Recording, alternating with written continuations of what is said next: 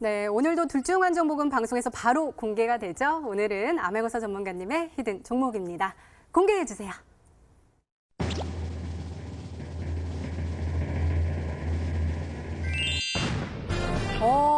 역시 많은 분들이 맞춰주셨습니다. 바이온이 정답이었는데요. 전문가님 가격 전략 좀 잘 좀 세워주세요. 네, 요즘에 좀 이제 히든 종목 좀 쉽게 드린 것 같습니다. 다음에 올 때는 좀 이제 어렵게 어렵게요? 안 돼요, 안 돼요. 해야 될 것 같아요. 자, 바이온 이제 좀 우리가 눈여봐야 된다 말씀드리겠고, 자, 화장품 관련된 이슈와 그리고 이제 제약 바이오 모멘텀이 붙은 이제 복합 이슈 종목입니다. 한번 눈여보시고요. 이제 목표가는 한 1,700원 라인대. 자, 시가 이하로 한번 매수를 한번 진행해 보시고요. 자, 음봉에서 매수를 하는 게 가장 이상적이겠죠. 자, 목표가는 자 1,700원 라인대 제시해 드리겠고, 그리고 이제 손절가는 1,000원 라인대 좀 이제 제시해 드리겠습니다. 네, 암행어사 전문가님의 오늘의 히든 종목은 바로 바이온이었습니다. 매수가는 다음날 시초가 이하로 음봉 매수 전략 추천해 주셨고요. 목표가는 1,700원, 그리고 손절가는 1,000원으로 세워주셨으니까요. 가격 전략 잘 참고하셔서 꼭 행복한 수익률로 보답받으시기 바랍니다.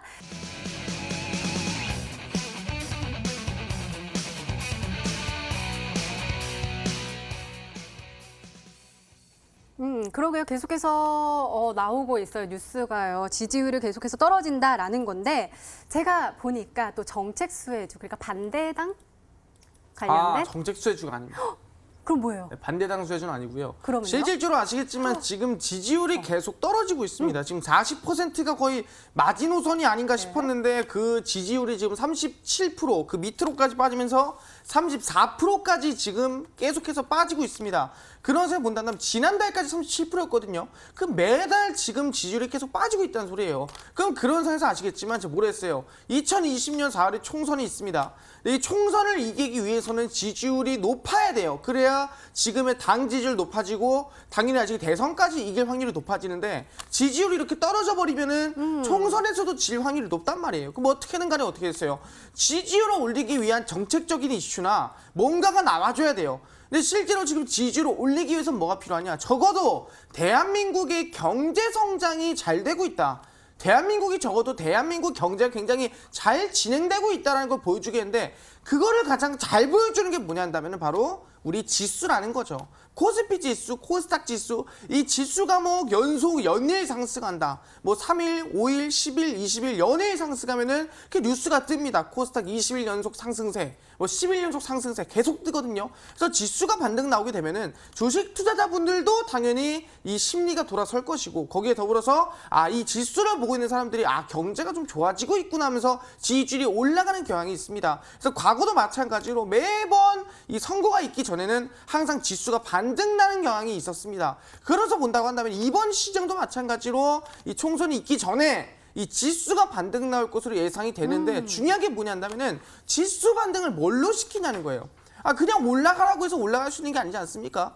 그렇기 때문에 지수를 반등시킬 수 있는 거는 지금까지 똑같습니다. 2015년도의 대세 상승세, 2018년도의 대세 상승세, 그 지수의 대세 상승세를 이끌 때마다 항상 급등이 나오고 상승이 만들어진 종목이 뭐냐 한다면은 그게 바로 제약바이오였습니다.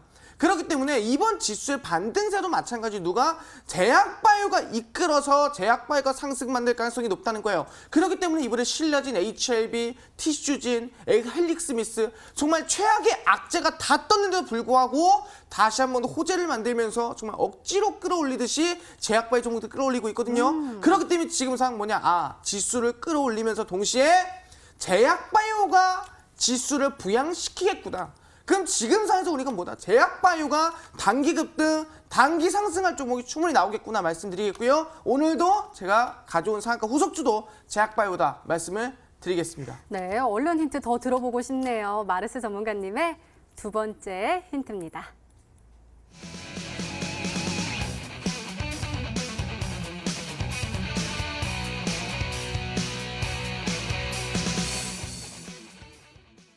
항암 관련된 종목이고요. 임상 2상을 진행하고 있다.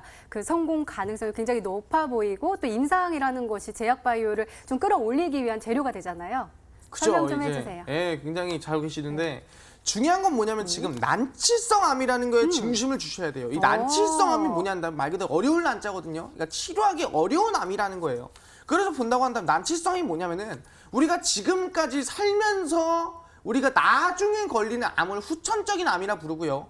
우리가 태어날 때부터 조금 이 집안 내력으로 받는 암을 선천적인 암이라 부릅니다. 근데 이런 선천적인 암 같은 경우는 계속 이어져 오던 암이기 때문에 그래도 이 세포라든가 분석이 끝나 있어요. 그러니까 치료가 쉽습니다. 근데 후천적인 암, 내가 담배 피고 술 먹으면서 생긴 폐암, 간암 같은 경우에는 실제 아시겠지만 후천적인 암이라 그 세포를 분석하고 하다 보면 시간이 지나서 암이 다 번져 있고 내 간에만 있던 게 뭐 폐로 가 있고 암이 지금 막 여기저기 번져 있습니다. 그래서 후천적인 암을 보고 우리는 난치성 암이라고 우리는 얘기를 하는데 그 난치성 암 중에서도 유독 더 어려운 암이 뭐냐면은 그게 췌장암이에요. 우리가 흔히 스티브 잡스가 걸렸던 암을 네. 췌장이라고 부르거든요. 그래서 그 췌장암이 왜 힘드냐면은 대략 보통 1기부터 4기까지 있는데 1기, 2기, 그러니까 초기에는 췌장암이 걸렸다는 티도 안 납니다. 근데 3기, 4기, 말기가 될수록 티가 나는 거예요. 그러다 보니까 티가 나서 병원 가보면 다 3기고 4기고 하다 보니까 시간이 얼마 없는 거죠. 거기다 더불어서 췌장암보다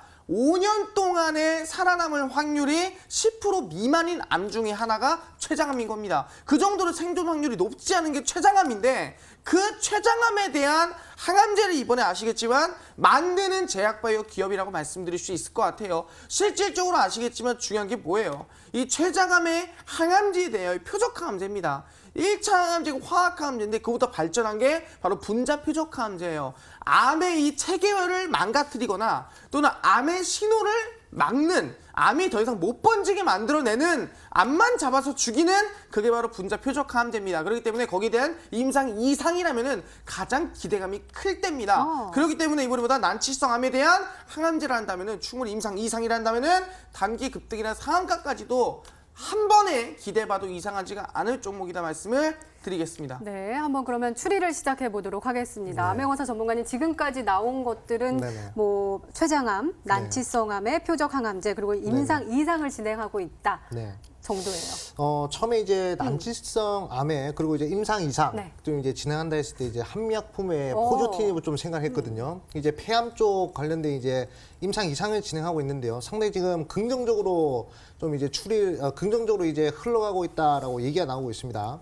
근데 또 갑자기 이 췌장암 관련된 말씀하시니까 이제 동성제약도 또 빼놓을 수 없다 이렇게 좀 볼 수 있어요. 동성제약 같은 경우는 이제 광역학 치료라고 하죠. 빛으로 이제 암을 치료하는 그런 기술을 가지고 있는데 그 기술이 바로 이제 췌장암 쪽에 이제 적응증을 가지고 있다 이렇게 얘기를 하고 있습니다. 그렇기 때문에 자 동성제약 한번 보도록 할게요. 자 동성제약 경우에는 지금 한번 이제 급격한 상승 이후에 지금 이제 하락을 하다가 다시 이제 박스권을 그려주고 있단 말이죠.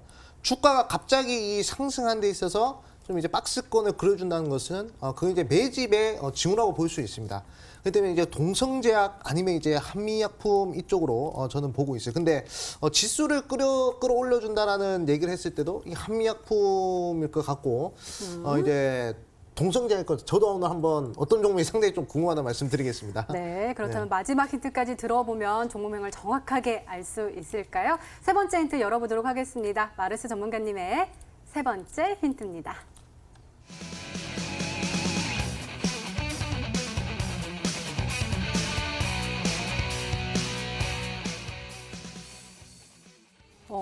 이거는 그러면은 굉장히 좋은 종목 아니에요? 호재잖아요. 호재. FDA 승인. 네, 맞습니다. 이게 FDA 승인이 아니라 희귀의약품에 대한 승인이라고 볼 수 있을 것 같아요. 이게 뭐냐면은 희귀의약품 지정이란 게 뭐냐?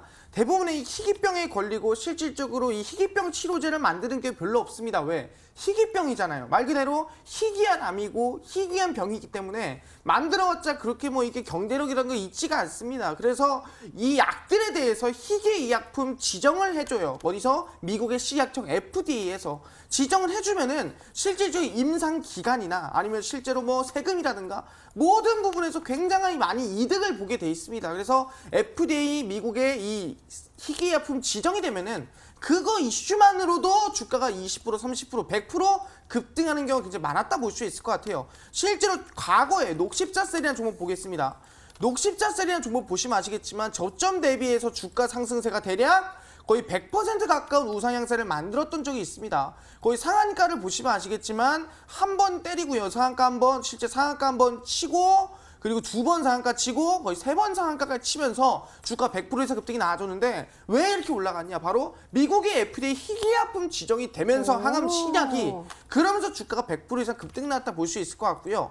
실제로 코아스템 같은 경우에도 과거 2018년도에 상승세나 급등세가 지속적으로 만들어졌습니다. 상한가 한번 때리고요. 그리고 나서 주가가 대략 뭐 한 70%, 80%까지 올라갔어요. 왜 올라갔냐? 마찬가지로 루게리병 주기세포 치료제가 미국의 FDA 희귀약품 지정이 되면서 100% 가까이 급등이 나왔거든요. 그래서 지금 종목들 보시면 아시겠지만 항암제다 그래도 상한가 한 번씩은 치는데 거기에 미국 희귀약품 지정까지 들어가면 당연히 뭐예요? 50% 갈게 80%, 90% 가는 거고요. 8, 90% 갈게 얼마? 100%, 150% 갑니다. 그렇기 때문에 지금 중요한 뭡니까? 제약바이오 중에서도 가장 센 종목, 난치성암을 치료제 이상인데 거기에 미국까지 인정한 미국 희약품 지정까지만 한 종목이라면은 지금부터 급등 랠리가 나와도 이상하지가 않은 종목이다 말씀드리도록 하겠습니다.